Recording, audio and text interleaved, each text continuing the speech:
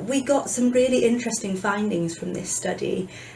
We found that mothers had very different experiences to grandmothers. So whilst the grandmothers said that feeding was sometimes physically problematic, actually they largely were just left to get on with things. And when they were pregnant, nobody really interfered too much in what they did.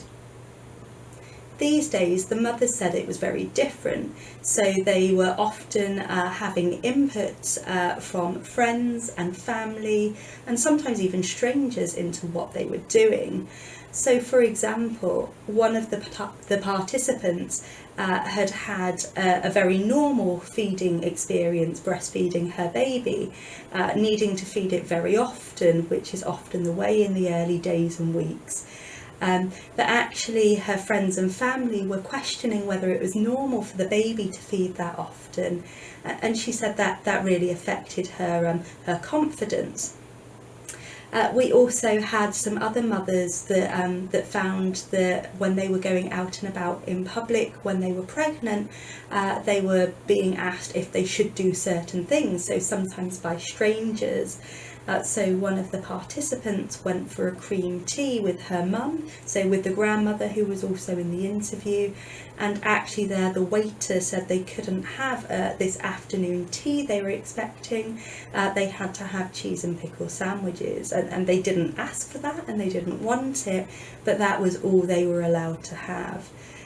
So overall, I would say mothers these days are getting many more inputs compared to the ones from their grandmother's era. I think having this extra surveillance from friends and family and also strangers really changes women's experience of being pregnant and of breastfeeding their babies, or even formula feeding their babies. So women were much more self-aware of what they were doing compared to the grandmothers, who reported that things were much more simple and easy. There's also the issue of undermining people's confidence, so making people worried that maybe they aren't feeding their baby in the best way. And this actually can have the impact that one of our mothers said, actually with all of these different inputs, it would be easier to formula feed my next baby rather than breastfeeding them.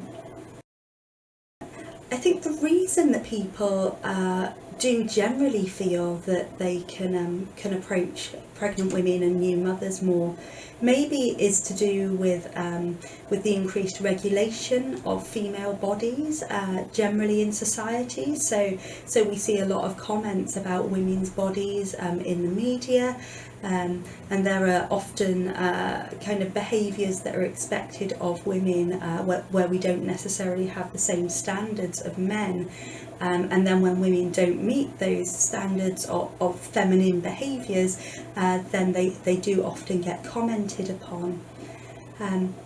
Alongside this, we also these days have more of an idea of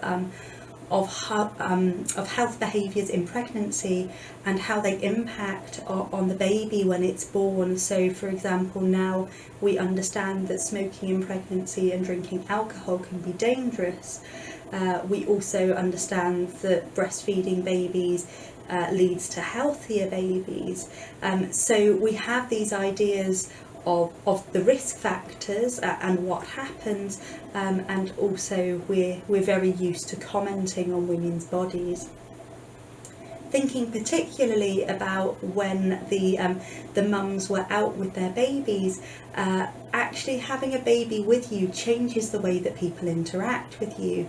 So there's a sociological phenomena of civil inattention, where when you're walking towards somebody, you look at them and then you look down and then you look up again and then you might look away in a different direction, and it's showing that you're not a threat to them.